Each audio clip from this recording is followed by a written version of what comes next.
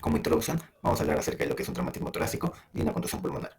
¿Qué es un traumatismo torácico? Esta va a ser una lesión que va a afectar al tórax y a sus estructuras internas como el pulmón, y estas en su mayoría son causadas por accidentes de tráfico. Como vemos en la radiografía del lado izquierdo, vamos a ver una fractura costal, la cual se puede distinguir claramente sus extremos, pero no debemos confundir esta con, por ejemplo, otras líneas que se nos van a aparecer en la radiografía normal, como serían la unión costovertebral señalada por las flechas negras, que ahí se aprecia.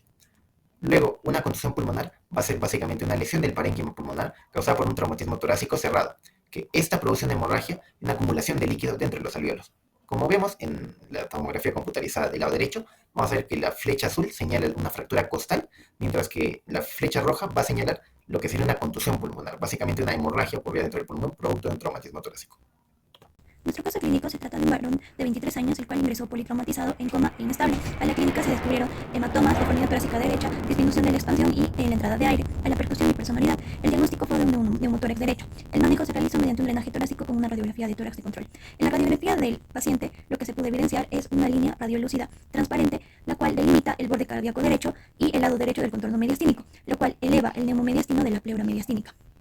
De igual manera, se pudo observar unos gases anormales a nivel de los tejidos blandos de la axila y en la parte inferior del cuello, lo cual nos sugiere un enfisema quirúrgico, y también se evidenció una opacificación del espacio aéreo, y esto podría deberse a la contusión. En la tomografía que se realizó para poder precisar el diagnóstico, se evidenció un neumotórax derecho residual, y de igual manera se confirmó la presencia del enfisema quirúrgico.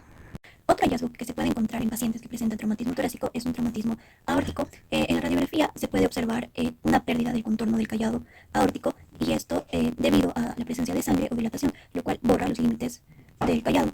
De igual manera, lo característico es un ensanchamiento del mediastino debido a un hematoma, el cual se da por un desgarro aórtico, ¿no? Actualmente, para poder precisar la presencia de un traumatismo óptico, se recurre a la tomografía, en la cual se puede observar un desgarro, un flap o colgajo debido a un desgarro de la íntima a nivel del istmo aórtico. Otro hallazgo son los hematomas mediastínicos, los cuales vienen a ser un aumento de la atenuación del mediastino, y esto se da por una mezcla de sangre y grasa del mediastino. Sin embargo, este hematoma mediastínico puede estar presente aunque no haya una lesión aórtica como tal. También están los hematomas periaórticos, los cuales vienen a ser un acúmulo, una delimitación de un acúmulo de contraste por fuera de los límites normales de la aorta, lo cual nos va a sugerir un pseudoaneurisma o sangre extravasada. Otro hallazgo que puede haber es un hemopericardio, que es la presencia de sangre en el saco pericardio. En el traumatismo de pared torácica se evalúan las fracturas costales y la presencia de enfisema subcutáneo. Las fracturas costales son más frecuentes en los traumatismos torácicos cerrados, y como se ve en la tomografía del paciente, hay una fractura costal derecha, la cual se evidencia de mejor forma por el desplazamiento de los extremos de la fractura. Y en el enfisema subcutáneo hay una extensión de aire hacia los tejidos blandos, como pueden ser el cuello, la pared torácica y abdominal. En la radiografía se evidencia un área radiolúcida en la zona derecha del cuello, así como en la pared torácica en la región anterolateral. Esta se evidencia de mejor forma en la tomografía del paciente, donde se ve un área hipodensa por la presencia de aire que va diseccionando la pared torácica y el tejido subcutáneo. Ya continuando con las alteraciones pleurales, el neumotórax esta es una enfermedad que se produce cuando el aire se infiltra el espacio entre los pulmones y la pared torácica. Sus causas pueden ser espontáneo, el neumotórax espontáneo es frecuente y se forma por una rotura de una bulla subpleural apical. Este se forma habitualmente en varones altos y delgados entre una edad de 20 y 40 años. Traumático, la causa más frecuente del neumotórax es accidental o iatrogénico. Enfermedades que disminuyen la distensibilidad pulmonar o enfermedades fibrosantes crónicas, como un granuloma eosinofílico o una rotura de alveolo o bronquiolo. Esto se puede clasificar en primarias, que producen pulmones aparentemente normales como un neumotórax espontáneo, o secundarios en pulmones enfermos como un enfisema subcutáneo. En la flecha blanca vemos un aspecto triado, es cuando el aire se diseca en las diferentes áreas musculares. Esto también se puede clasificar según la presencia o ausencia de desplazamiento de las estructuras mediastínicas móviles. En un neumotórax simple no hay desplazamiento de las estructuras mediastínicas. Y, por ejemplo, en la flecha blanca vemos un gran neumotórax izquierdo sin desplazamiento del corazón o de la tráquea hacia la derecha. Y también vemos en una neumotórax de tensión hay un desplazamiento de las estructuras mediastínicas hacia el lado contrario del neumotórax. Este se asocia a una fuga progresiva del aire hacia el espacio pleural a través de un mecanismo valvular unidireccional, que este causa la desviación de las estructuras mediastínicas. Por ejemplo, en esta imagen vemos una neumotórax espontánea, el pulmón izquierdo está totalmente colapsado, la flecha blanca continua, y existe una desviación de la tráquea, que es la flecha negra continua. ¿Qué tamaño tiene el neumotórax? Las medidas del tamaño del neumotórax en las radiografías convencionales tienen pobre relación con las tomografías reales vistas, y existe una pobre correlación entre el tamaño del neumotórax y el grado de la alteración clínica. Pero hay una regla de los 2 centímetros, que es si la distancia entre el borde del pulmón y la pared torácica y la región apical es menor a 2 centímetros, normalmente no se necesita un drenaje pleural, sino una distancia superior a los 2 centímetros. Habitualmente requiere un drenaje pleural, pero la evaluación va más allá de esto. Sí, es más en ver el estado clínico del paciente. Ya, continuando con las alteraciones pleurales. Continuando con la exposición en las imágenes para el diagnóstico del neumotórax, bueno, como sabemos, ¿no? En el neumotórax el pulmón colapsa. La pleura visceral se retrae hacia el ilio unida al pulmón colapsado. Esto va a volver visible a la pleura como una fina línea blanca, la cual señala el borde externo del pulmón y se le denomina línea pleural visceral. Y esta es necesaria para el diagnóstico del neumotórax. Esta línea también se va a mantener paralela a la curvatura de la pared torácica. Ahora, la primera imagen usada es la radiografía convencional. En las dos primeras imágenes se puede notar la línea pleural visceral. En la segunda se nota más en la tomografía debido a que se presenta una adherencia pleural que frecuentemente es el resultado de una infección previa de un sangrado en el espacio alveolar. En la tercera imagen, cuando el paciente se le saca una RX en supino, el aire puede acumularse en la parte anterior e inferior del tórax y esto causa un aumento de la radiotransparencia del seno costofrénico lateral, como también desciende este en relación al otro, ¿no? Se le denomina el signo del seno costofrénico profundo. Se pueden cometer algunas confusiones a la hora del diagnóstico del neumotórax. Bueno, en la primera imagen, la línea no es paralela a la curvatura de la pared torácica. En las siguientes radiografías en supino hay una relación con esta, pero en la segunda imagen es el borde medial de la escápula y en la tercera imagen se aprecia un pliegue cutáneo. La diferencia está que este genera un borde y la línea pleural visceral genera una línea fina, ¿no? Que es la imagen B. Bueno, la segunda imagen usada para el diagnóstico del neumotórax es la tomografía computarizada, cuando existe alta sospecha clínica que no se haya demostrado con las radiografías convencionales. En estas dos imágenes también vemos la línea pleural visceral, en ambas imágenes se ven en el hemitórax derecho. En el hemitórax izquierdo de la segunda imagen se ve una línea, pero esta no es paralela a la curvatura torácica. También se usan otras técnicas como la ecografía, la radiografía de tórax en decúbito lateral con la parte afectada hacia arriba, para detectar neumotórax que no se identifican en la RX en supino, y la radiografía tardía que se realiza 6 horas después del traumatismo en pacientes que no presentan neumotórax en la radiografía inicial.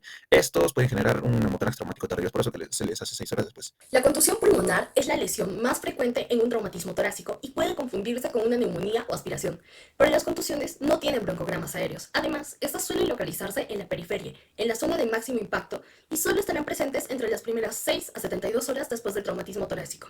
Los hematomas pulmonares se forman por laceración pulmonar, entonces estos estarán en traumatismos torácicos cerrados graves o traumatismos torácicos penetrantes. Su aspecto depende de cuán llenos estén de sangre. Si están completamente llenos de sangre, parecerán una masa sólida de aspecto ovoide. Si están parcialmente llenos de sangre, pueden mostrar un nivel hidroaéreo o un signo de semiluna. Pero si solo están llenos de aire, el pulmón tendrá una estructura pseudoquística con densidad aérea. El cual ocurre cuando la presión o el volumen alveolar llega a ser suficientemente elevado que rompe lo que es el alveolo generando el aire extraalveolar, el cual sale a su vez al intersticio pulmonar.